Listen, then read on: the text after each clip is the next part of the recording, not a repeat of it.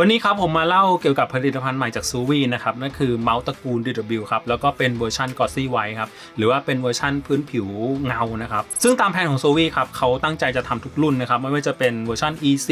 FK ZA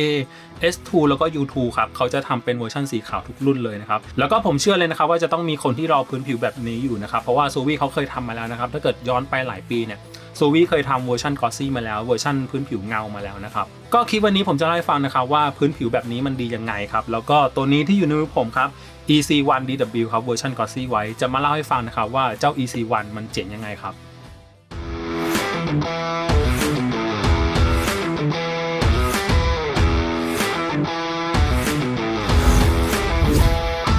อันนี้ผมอยากจะแชร์ส่วนตัวนิดนึงนะครับคือเมื่อก่อนนะครับสมัยที่ผมยังเป็นวัยรุ่นอยู่นะครับผมก็เล่นเกมตามปกติเคยแข่งบ้างนะครับแล้วก็เมาส์หนึ่งตัวที่ผมใช้อยู่ประจำนะครับก็คือ Suvi EC ถ้าเกิดเพื่อนๆไม่เชื่อนะครับที่อยู่ในมือผมนะครับคือ Suvi EC1 นะครับ Suvi EC1 ตั้งแต่สมัยที่ BenQ เพิ่งซื้อ Suvi ใหม่ๆนะครับคือ Suvi เมื่อก่อนเขาเป็นแบรนด์เดียวนะครับแล้วก็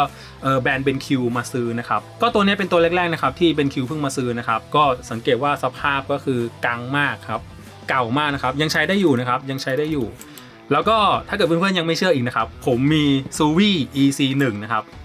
EC1 ที่เป็นเวอร์ชั่นที่ BenQ ยังไม่ได้ซื้อนะครับอันนี้เป็น Suvi Original เลยนะครับนั่นแหละมันแปลว่าผมชอบ Suvi มากชอบแบรนด์นี้มากนะครับทั้ง2ตัวครับผมยังเก็บไว้อยู่เพราะว่ามันเป็นเมาส์ในความทรงจำนะครับก็2ตัวนี้ผ่านสมรภูมิมาแล้วมากมายนะครับแล้วก็ที่ยืนมือผมครับ Suvi EC1 DW นะครับคือ Suvi เนี่ยเขาจะเป็นแบรนด์ที่ค่อนข้างจะซีเรียสเรื่องของรูปทรงนะครับเพราะว่าเขาเชื่อว่าเรื่องรูปทรงมันสำคัญที่สุดนะครับ Shape is King ซึ่งมันก็ตรงกับที่ผมคิดนะครับไม่ว่าเมาส์จะมีสเปคโหดแค่ไหนแรงแค่ไหนแต่ถ้าเกิดมันจับแล้วไม่เข้ากับมือของเรานะครับมันก็จะทำให้เราเล่นได้ไม่ดีเท่าไหร่นะครับภาพเนี่ยนะครับเป็นภาพที่ซูวีเขาแชร์นะครับเกี่ยวกับเมาส์ตระกูลต่างๆของเขานะครับว่าแต่ละตัวมีจุดเด่นอย่างไรนะครับเช่นเวอร์ชัน EC นะครับจะมีจุดเด่นคือเรื่องของการจับแบบปาล์มกริปแล้วก็คอกริปนะครับแล้วก็การเคลื่อนที่แนวนอนจะมีความแม่นยำมากยิ่งขึ้นนะครับแล้วก็ตามสแตทครับเขาบอกว่าจะเด่นเรื่องของfast movement นะครับก็คือเคลื่อนไหวเป้าได้อย่างรวดเร็วนะครับส่วนตัวอื่นๆครับก็ข้อมูลประมาณนี้เลย S2 ก็จะเก่งเรื่องของการ tracking นะครับFK ก็จะเก่งเรื่องของการฟลิกนะครับแล้วก็เหมาะกับการจับแบบคอกริปหรือว่าฟิงเกอร์ทิปนะครับส่วนตัว ZA นะครับก็เหมาะกับการฟลิกเอมมิ่งเหมือนกันแล้วก็จะเหมาะกับการจับแบบปาล์มกริปแล้วก็คอกริปซึ่งสิ่งนี้ผมคิดว่ามันสำคัญนะครับแล้วก็จำเป็นมากมันจะเป็นการที่ช่วยเราเลือกเบื้องต้นนะครับว่าเราชอบการเล่นสไตล์นี้เราควรจะเลือกเมาส์ตัวไหนประมาณนั้นนะครับแล้วก็นี่ครับ EC1 DW ครับเวอร์ชัน Glossy White ครับสังเกตว่าจะมีความสะอาดมากจะมีความขาวมากนะครับมีโลโก้ซูวีอยู่ตรงนี้นะครับแล้วก็พื้นผิวจะเป็นพื้นผิวเงานะครับพื้นผิวเงาคือมันจะมีความแบบหนึบหน่อยมันจะมีความเหนียวหน่อยจะมีความแตกต่างกับพื้นผิวแบบด้านคือตัวเนี้ยมันจะเป็นพื้นผิวแบบด้านใช่ไหมครับเอามือลูบจะรู้เลยว่ามันมีความเนียนมีความแห้งมากนะครับพื้นผิวด้านส่วนพื้นผิวกอสซี่นะครับมันจะมีความหนึบเอามือลูบจะไม่ค่อยได้ยินเสียงเท่าไหร่แต่เพื่อนๆฟังดีๆนะครับเดี๋ยวผมจะลองจับแล้วปล่อยมันจะมีความหนึบหน่อยมันจะมีความเหนียวหน่อยนะครับคือเรื่องของพื้นผิวผมคิดว่าแต่ละคนมันจะมีความชอบไม่เหมือนกันนะครับอันนี้ผมบอกตามตรงนะครับตัวผมจะไม่ชอบพื้นผิวแบบนี้เลยผมจะชอบเป็นพื้นผิวด้านมากกว่าเพราะว่ามันเหมาะกับการเล่นของผมเหมาะกับสไตล์การจับของผมนะครับคือพื้นผิวกอสซี่แบบนี้นะครับมันจะเหมาะกับคนที่มือแห้งนะครับคนที่มือแห้งเนี่ยเวลามาจับตัวเนี่ยมันจะเข้ากับมือมากเลยมือเรามันจะมีความแน่นมากขึ้นจะมีความเหนียวมากขึ้นแต่ถ้าเกิดคนที่มือแห้งไปจับพื้นผิวด้านเนี่ยมันก็จะไม่ค่อยอยู่เท่าไหร่มันจะมีความลื่นมันจะไม่หนึบเท่าพื้นผิวกอสซี่พื้นผิวกอสซี่เหมาะกับคนที่มือแห้งมากๆซึ่งเรื่องของพื้นผิวมันก็แล้วแต่รสนิยมของแต่ละคนนะครับแต่ผมเชื่อได้เลยว่าจะต้องมีคนที่เฝ้ารอพื้นผิวแบบนี้อย่างแน่นอนครับตอนนี้ครับเขาวางขายแล้วของในกล่องครับก็จะมีเมาส์1ตัวนะครับผิวกอสซี่นะครับแล้วก็จุดเด่นของซูวีเลยคือเขาจะมีตัวรับสัญญาณที่เป็นแท่นแบบนี้นะครับพร้อมกับเป็นที่ชาร์จในตัวนะครับก็ตรงนี้ครับเขาจะเป็นหัวชาร์จใช่ไหมก็วิธีชาร์จก็คือเอาเมาส์ไปวางอันนี้ครับคือการชาร์จนะครับ อันนี้คือการชาร์จแล้วก็ตรงนี้ครับเขาจะทำหน้าที่เป็นแท่นรับสัญญาณในตัวซึ่งแท่นตัวนี้ครับผมกล้าพูดได้เลยว่ามันเป็นตัวรับสัญญาณที่ดีที่สุดในเมาส์เกมมิ่งทั่วไปแล้วจากภาพนี้นะครับปกติตัวรับทั่วไปเนี่ยที่เราใช้กันนะครับมันจะมีการรับสัญญาณ360องศาเลยนะครับแต่ตัวรับของซูวี่ครับเขาจะมีการรับสัญญาณแค่ด้านหน้าเท่านั้นนะครับก็ให้เราหันเจ้าแท่นนี้นะครับให้ตรงกับบริเวณที่เราวางเมาส์ไว้นะครับมันก็จะทำให้การรับส่งสัญญาณมีประสิทธิภาพที่ดีมากที่สุดนะครับแล้วก็จุดเด่นของเมาส์ไร้สายจากซูวี่นะครับเขาจะมีเสาส่งสัญญาณที่ด้านหน้าของตัวเมาส์ตรงนี้นะครับมันก็จะทำให้การส่งสัญญาณมีประสิทธิภาพที่ดียิ่งขึ้นไปอีกนะครับซึ่งเจ้าแท่นนี้นะครับสามารถรองรับ Polling Rate สูงสุดได้ที่ 4,000 นะครับแล้วเขาก็จะมีให้ตัวนี้มาด้วยนะครับ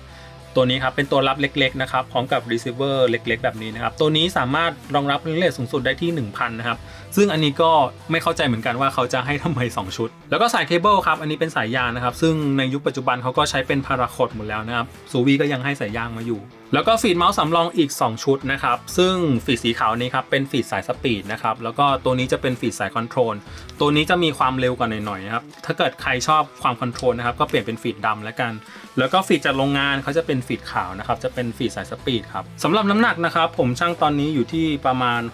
63.6 นะครับถามว่า 63.6 หนักไหม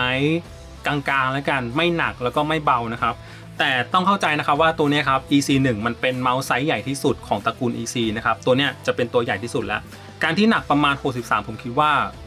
เบานะผมคิดว่าเบานะส่วนตัวนะผมรู้สึกว่ามันเบานะถ้าเกิดเราดูจากรูปทรงอ่ะคือเมาส์มันใหญ่มากนะครับแต่63รู้สึกว่าไม่ได้เป็นภาระมือเท่าไหร่นะครับแล้วก็ไม่ใช่ทุกคนที่ชอบเมาส์เบาถูกปะ EC1 นะครับเป็นเมาส์ทรงมือขวาที่ใหญ่ที่สุดในตระกูล EC นะครับแล้วก็การจับครับเหมาะกับการจับแบบปาล์มกริปแล้วก็คอกริปนะครับเวลาผมเล่นตั้งแต่เวอร์ชันเก่าแล้วผมจะจับแบบคอกริปนะครับผมจะไม่ใช่คนจับแบบปาล์มกริปคอกริปของ EC1 อ่ะผมรู้สึกว่ามันเป็นเมาส์ที่ซัพพอร์ตอุ้งมือได้ดีมากๆเลยคือบริเวณตรงนี้ครับมันจะมีความนูนโด่งที่ค่อนข้างเหมาะสมกับคนมือไซส์ใหญ่มากนะครับเมาส์ตัวนี้เหมาะกับคนที่มือขนาดกลางไปถึงขนาดใหญ่นะครับคนที่มือขนาดเล็กผมแนะนำให้หลีกเลี่ยงนะครับก็คนที่มือขนาดเล็กไปใช้ EC3 ดีกว่านะครับ EC1 เหมาะกับคนมือใหญ่ EC1 EC2 เนี่ยรู้สึกว่าเหมาะกับคนมือใหญ่นะครับแล้วก็การซัพพอร์ตอุ้งมือดีมากๆนะครับการจับแบบปาล์มกริปคอกริปดีมากๆนะครับคือผมต้องบอกก่อน EC สำหรับผมถือว่ามันเป็นเมาส์ทรงมือขวาในตำนานนะครับเมาส์ทรงมือขวาหลายๆแบรนด์นะครับเขาก็นำรูปทรงของ EC เนี่ยแหละไปเป็นต้นแบบในการพัฒนาต่อนำไปใช้ต่อนะครับก็เนี่ยครับคือออริจินัลของทรงมือขวาเลยเรื่องรูปทรงนะครับผมขอเปรียบเทียบกับ Razer Deadrider V4 Pro แล้วกันนะครับที่เป็นมือขวายอดนิยมอีก1ตัวนะครับก็หน้าตาประมาณนี้เลยนะครับเจ้า Deadrider จะมีความสูงกว่าหน่อยๆนะครับความใหญ่ความยาวผมคิดว่าคล้ายๆกันนะครับ128 130นะครับเพียงแต่ว่าเจ้า Deadrider จะมีการสัมผัสกับอุ้งมือมากกว่านะครับแล้วก็ส่วนของบริเวณกริปจับผมคิดว่ากว้างพอๆกันนะครับเพราะฉะนั้นถ้าเกิดเราจะพูดว่าเมาส์2ตัวนี้มีความคล้ายกันไหมเหมือนกันไหมผมก็คิดว่าอย่างนั้นนะครับจากการที่เคยได้จับนะครับรู้สึกว่าไม่ได้แตกต่างเท่าไหร่เป็นทรงมือขวาใหญ่ๆเหมือนกันเรื่องของสเปคนะครับซูวี่เป็น1แบรนด์ที่เราหาข้อมูลยากมากๆนะครับเพราะว่าเขาจะไม่ลงข้อมูลอะไรไว้ใน Official เว็บไซต์เลยนะครับเราต้องมาหาเองข้างนอกนะครับแต่ผมก็สืบคร่าวๆแล้วกันนะครับก็ตัวนี้ใช้เป็น PIC R3950 นะครับแล้วก็ Polling Rate สูงสุดอยู่ที่ 4,000 นะครับแล้วก็ซูวี่ครับเขาจะเป็นแบรนด์ที่ไม่ใช้ซอฟต์แวร์นะครับเราสามารถตั้งค่าต่างๆผ่านใต้ตัวเมาส์ได้เลยนะครับก็ตรงนี้จะเป็นเรื่องของการปรับเปลี่ยน DPI นะครับ DPI ตรงนี้เราปรับเองไม่ได้นะครับเขาจะเซตเป็นสเต็ปไว้400 800 1,000 1,200อะไรประมาณนี้ฮะแล้วก็ Polling Rate นะครับจะมี125 500 1,000 2,000 แล้วก็ 4,000 นะครับซึ่งถ้าเกิดกดไปเรื่อยๆนะครับมันก็จะแสดงเป็นไฟนะครับ2ดวงนี่คือ 2,000 2ดวงขวาก็คือ 4,000 นะครับถ้าเกิดใช้ Polling Rate 2,000 แล้วก็ 4,000 เนี่ยเขาจะมีสัญญาณสีเขียวขึ้นที่ตัวรับด้วยนะครับแบตเตอรี่ที่ให้มาผมไม่มีข้อมูลว่าเขาใช้แบตขนาดเท่าไหร่นะครับรู้แค่ว่าใช้ได้กี่ชั่วโมงนะครับ Polling Rate 1,000 ใช้ได้ที่ประมาณ80ชั่วโมงครับก็เดาว่าน่าจะเป็นก้อนเล็กพอสมควรน่าจะ250มิลลิแอมหรือว่า300มิลลิแอมประมาณนี้แหละเรื่องของสวิตช์คลิกนะครับก็ไม่มีข้อมูลเหมือนกันว่าใช้สวิตช์ของอะไรนะครับแต่ผมก็มีภาพที่ฝรั่งเขาเคยแงะเวอร์ชั่นสีดำไว้นะครับก็น่าจะเป็น Huono Blue Shell Pink Dot นะครับมาฟังเสียงคลิกนิดนึงนะครับว่าใช่ Blue Shell Pink Dot ไหม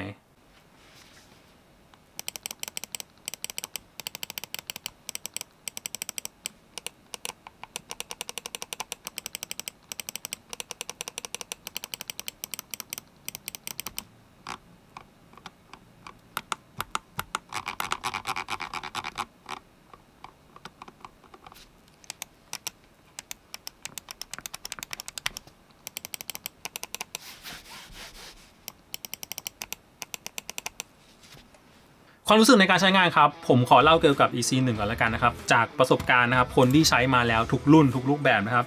EC1 มันเป็นเมาส์สำหรับผมนะผมรู้สึกว่ามันเหมาะกับเมาส์สาย FPS มากๆนะครับหนึ่งเลยคือมันเข้ามือสำหรับคนมือใหญ่นะมันเข้ามือกับคนมือใหญ่มากๆ2ครับมันเป็นรูปทรงที่จับสบายนะครับ3มันเป็นตัวต้นแบบนะครับมันเป็นเมาส์ทรงมือขวาต้นแบบของแบรนด์อื่นๆนะครับตัวเนี้ยถือว่าเป็น OG เลยเป็นออริจินัลเลยความรู้สึกแรกตอนที่ผมยังไม่ได้ลองใช้เมาส์ตัวนี้นะครับผมมีความรู้สึกว่าซูวี่เนี่ยเป็นแบรนด์ที่ค่อนข้างช้าค่อนข้างทำอะไรช้ามากนะครับเพราะว่าแบรนด์อื่นๆน่ะเขาไปทำเมาส์หนัก35 กรัมแล้วไปทำเทคโนโลยีโพลิเมอร์ไร้สายที่ 8,000 หมดแล้วนะครับแต่ซูวี่ตัวนี้ยังอยู่แค่ 4,000 นะครับแล้วก็น้ำหนัก60 กว่ากรัมก็ถือว่าไม่เบานะครับแต่พอได้ลองใช้จริงๆนะครับผมมีความรู้สึกว่าเมาส์ตัวนี้มันก็สู้ตัวอื่นได้นี่หว่า